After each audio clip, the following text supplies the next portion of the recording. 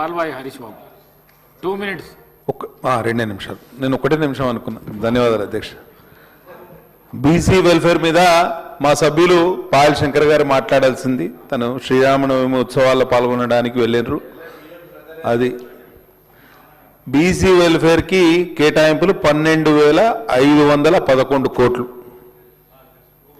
మన 3,24,134 కోట్ల బడ్జెట్లో ఈ అంకె ఎంత శాతం అధ్యక్ష? 3.84%. అవునా? బడ్జెట్ ప్రసంగం తీసుకోండి, 53వ పేజీ, వెనుకబడిన తరగతుల సంక్షేమం. బట్టి గారు ఏం చెప్పారు? 136వ పేరా, రాష్ట్ర జనాభాలో సుమారు 56% వెనుకబడిన తరగతుల వారు ఉన్నారు. 56% మంది ఉన్న బీసీలకు 4% కన్నా తక్కువ కేటాయింపులు. ఇది అవమానం కాదా అధ్యక్ష? అవమానం కాదా? ఒకసారి ఆలోచన చేయండి. మనం అంటే there should be some reason. కొంత కేటాయింపుల్లో కొంత సహేతుకత కూడా ఉండాలి. ఇది మీ చిత్తశుద్ధిని ప్రతిబింబిస్తుంది. దయచేసి మంత్రి గారు దీనికి సమాధానం చెప్పాలి. గౌరవ సభ్యులు బీర్లా ఐలయ్య గారు విప్ కూడా మాట్లాడుతూ మేము రాహుల్ గాంధీ గారిని ప్రధానమంత్రి చేసుకొని బీసీ సాధికారిత వైపు నడుస్తామని చెప్పారు. మంచిది. 60 సంవత్సరాల కాంగ్రెస్ పాలన ఒక బీసీని ప్రధానమంత్రి చేయలేకపోయారు మీరు, మేము చేసినాం. ముఖ్యమంత్రిని చేయలేకపోయారు. అవునా?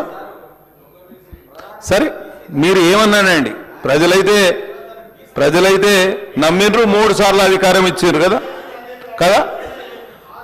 నేను ఒక్కడే చెప్తున్నా సభ్యులకు. నేను చెప్పేది ఏంటంటే, దీనికన్నా సరే రాజకీయ ప్రసంగాలను పక్కన పెడితే ఫీజు రీయింబర్స్మెంట్ బకాయిలు ఎంత ఉన్నాయో తెలుసా బీసీలకు? 10,000 కోట్ల రూపాయలు. 13 లక్షల మంది విద్యార్థులు ఎదురు చూస్తున్నారు అధ్యక్ష. దయచేసి దాని మీద కొంత దృష్టి పెట్టండి, అది క్లియర్ చేయండి. వాళ్ళందరూ పిల్లలు ఇబ్బంది పడతారు, సర్టిఫికేట్లు ఇస్తలేరు ఆ కాలేజీ యాజమాన్యాలు, చాలా ఇబ్బందులు ఉన్నారు. దాని మీద దృష్టి పెట్టి ఎంబీసీ కార్పొరేషన్ కేటాయింపులు చేస్తాను, ₹1 ఖర్చు చేసే అవకాశమే లేకుండా పోయింది అధ్యక్ష. కాబట్టి ఇవన్నీ ఇంత దారుణం. జస్టిస్ అది ఎవరు కూడా న్యాయశాఖ మీద మాట్లాడలే. మన ఎల్ఏ మినిస్టర్ గారే అడ్వకేట్. సత్వర న్యాయం, సమన్యాయం చేస్తామని చెప్తున్నారు. హైకోర్టులో పెండింగ్ కేసెస్ ఎన్ని తెలుసా అధ్యక్ష? 2,36,000 కేసులు. కింది కోర్టుల్లో మొత్తం 8 లక్షల పైనే పెండింగ్ కేసెస్. మొత్తం కలిపితే 11 లక్షల పైన పెండింగ్ కేసెస్. కాబట్టి ఒక ఆలోచన ప్రకారం పెండింగ్ కేసెస్ 500 కన్నా ఎక్కువ ఉంటే గ్రామీణ ప్రాంతాల్లో కొత్త కోర్టులను పెట్టవచ్చు. పెట్టండి, కొత్త కోర్టులు పెట్టండి, కొంత వెసులుబాటు ఉంటుంది. నేను గత ప్రభుత్వం పెట్టిన అక్రమ కేసుల వలన 40 రోజులు ఆదిలాబాద్ జిల్లా జైల్లో ఉన్నా. నాకు ఆ జైలు జీవితం చాలా పాఠాలు కూడా నేర్పింది. నేను అక్కడ చూసిన అండర్ ట్రయల్ ప్రిజనర్స్ అందరూ కూడా రెక్కాడితే డొక్కాడిన వాళ్ళే. ఆల్ పువర్ పీపుల్, అందరూ పేదవాళ్లే మగ్గుతున్నారు జైళ్ళలో. డబ్బున్న వాడికి బెయిల్ వస్తుంది, డబ్బు లేని వాడికి జైలే గతి. ఇది మారాలే. Legal services authority free legal aid ఇస్తుంది, దాన్ని బలోపేతం చేయాల్సిన అవసరం ఎంతైనా ఉందని నేను మంత్రి గారిని కోరుతున్నా. అట్లనే జనరల్ అడ్మినిస్ట్రేషన్ డిపార్ట్మెంట్ ఎవరు మాట్లాడలేదు దీనికి, చాలా ఇంపార్టెంట్. ఢిల్లీలో తెలంగాణ భవన్ దుస్థితి మొన్న ఈ శాసనసభ సమావేశాల కన్నా ముందు పోయినా, అదొక కింద ఎక్కడ చూసిన డాగ్ షెల్టర్ లాగా తయారైంది. కాబట్టి దయచేసి పటౌడీ హౌస్లో మనకు కొంత భూమి కేటాయించింది కేంద్ర ప్రభుత్వం. బ్రహ్మాండంగా ఒక తెలంగాణ భవన్ కట్టండి.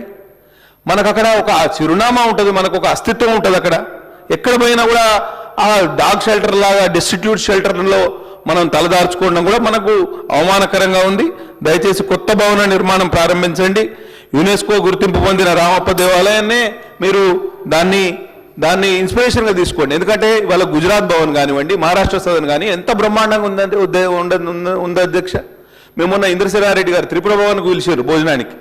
ఎంత ఈశాన్య ప్రాంతం, మారుమూల ప్రాంతం, అక్కడ బ్రహ్మాండమైన త్రిపుర భవన్ కట్టుకున్నారు. అంతకన్నా ముందు హర్యానా భవన్కు పిలిచారు మా దత్తాత్రేయ గారు, అక్కడ భోజనానికి పోతే ఎంత బ్రహ్మాండంగా ఉంది. ఆ చిన్న రాష్ట్రాలు బ్రహ్మాండంగా ఒక భవనాలు కట్టుకోగలిగినప్పుడు మన ధనిక రాష్ట్రం అని చెప్పుకునే మన రాష్ట్రానికి ఢిల్లీలో ఒక శాశ్వత చిరునామా ఉండాలి. దయచేసి ప్రభుత్వం ఎల్ఏ మినిస్టర్ గారు శ్రీధర్బాబు గారు ఒక్క నిమిషం. మనకు తెలంగాణ భవన్ను అక్కడ కొత్తగా నిర్మించుకోవాల్సిన అవసరం ఉంది ఢిల్లీలో. దయచేసి కొంత తెలంగాణ భవన్ స్టార్ట్ కాలే. నేను పోయొచ్చిన పటౌడి హౌస్ స్టార్ట్ కాలే. పటౌడి హౌస్లో జాగున్నది. మన జర్నలిస్టులే, మిత్రులే, రిపోర్టర్లే అక్కడ క్రికెట్ ఆడతారు. నేను కూడా పోయిన అక్కడికి. స్టార్ట్ కాలే. ధన్యవాదాలు అధ్యక్ష.